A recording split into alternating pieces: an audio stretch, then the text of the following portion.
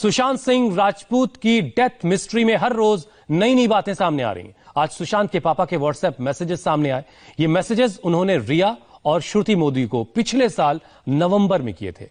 इन messages में एक तरफ जहां सुशांत के पापा की बेबसी दिख रही है, तो दूसरी तरफ उन्हें इग्नोर करने वाली और सुशांत के बारे में बातें छुपाने वाली रिया और श्रुति की चालबाजी भी साफ साफ नजर आती है।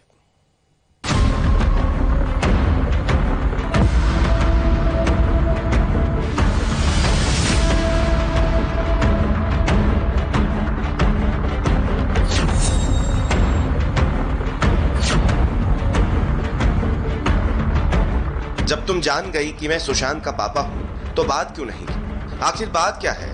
फ्रेंड बनकर उसकी देखभाल और उसका इलाज करवा रही हो, तो मेरा भी फर्ज बनता है कि सुशांत के बारे में सारी जानकारी मुझे भी रहे। इसलिए कॉल कर मुझे भी सारी जानकारी दो।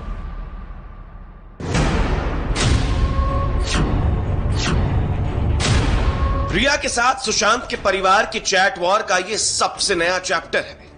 ये व्हाट्सएप मैसेज सुशांत के पिता का है, जो उन्होंने 29 नवंबर 2019 को रिया और उनकी मैनेजर श्रुति मोदी को भेजा था। सुशांत को क्या हुआ था? वो किस बात को लेकर परेशान चल रहा था? क्या रिया सुशांत को उसके पिता से नहीं मिलने दे रही थी? क्या रिया जानबूझकर सुशांत के पिता को इग्नोर कर रही थी? क्या श्रुति मोदी भी सुशांत के पिता से बात नहीं कर रही थी? इन सारे सवालों के जवाब सुशांत के पिता की इस लीक्ड व्हाट्सएप चैट में छिपा है। यह सिर्फ व्हाट्सएप चैट नहीं, बल्कि बाप और बेटे के बीच रिया किस तरह दीवार बनी, उसका सबूत है। सुशांत के पिता ने अपनी एफआईआर में कहा था कि साल 2019 से पहले जब रिया उनके बेटे के जीवन में नहीं थी, तो सब कुछ ठीक था। ऐसा क्या हुआ कि रिया के आते ही सुशांत की दिमागी हालत बिगड़ने लगी थी? अगर सुशांत दिमागी तौर पर बीमार थे, तो उनका इलाज कराने की इजाजत उनके परिवार से क्यों नहीं ली गई थी? रिया और उनके घर वाले मुंबई में सुशांत का इलाज करवा रहे थे, तो वहीं पटना में बैठे उनके पिता के सिंह अपने इकलौते बेटे को लेकर परेशान थे। सुशांत के पिता बेटे से बात करने की कोशिश करते थे, लेकिन रिया के होते हुए मुमकिन नहीं हो पा रहा था। सुशांत के पापा ने रिया से कांटेक्ट करना चाहा, लेकिन रिया ने उनसे बात करना जरूरी नहीं समझा। इंडिया टीवी के हाथ सुशांत के पिता की यह व्हाट्सएप चैट लगी।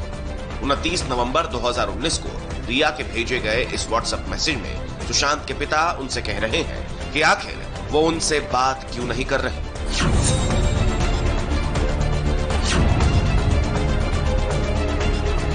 जब तुम जान गई कि मैं सुशांत का पापा हूं, तो बात क्यों नहीं की? आखिर बात क्या है? फ्रेंड बनकर उसकी देखभाल और उसका इलाज करवा रही हो, तो मेरा भी फर्ज बनता है कि सुशांत के बारे में सारी जानकारी मुझे भी रहे। इसलिए कॉल कर मुझे भी सारी जानकारी दो। रिया चक्रवर्ती को व्हाट्सएप पर मैसेज करने के पहले सुशांत के पिता के सिंह ने श्रुति मोदी से भी संपर्क किया था, लेकिन श्रुति मोदी ने सुशांत के पिता का कोई भी जवाब नहीं दिया। सुशांत के पिता के सिंह अपने बेटे सुशांत से मुंबई में आकर मिलना चाह रहे थे, लेकिन श्रुति मोदी उनके मैसेज का कोई भी रिस्पांस नहीं दे रही थी। पटना में बैठे सुशांत के पिता के सिंह जानना चाहते थे कि आखिर उनके इकलौते बेटे को क्या हुआ है। मुंबई में उनके बेटे का किस चीज का इलाज चल रहा है? सुशांत के साथ ऐसा क्या हो गया है जो उनसे छिपाया जा रहा है? सुशांत के पिता ने 29 नवंबर 2019 को रात 12:16 पर श्रुति को व्हाट्सएप पर यह मैसेज भेजा, जिसमें लिखा था,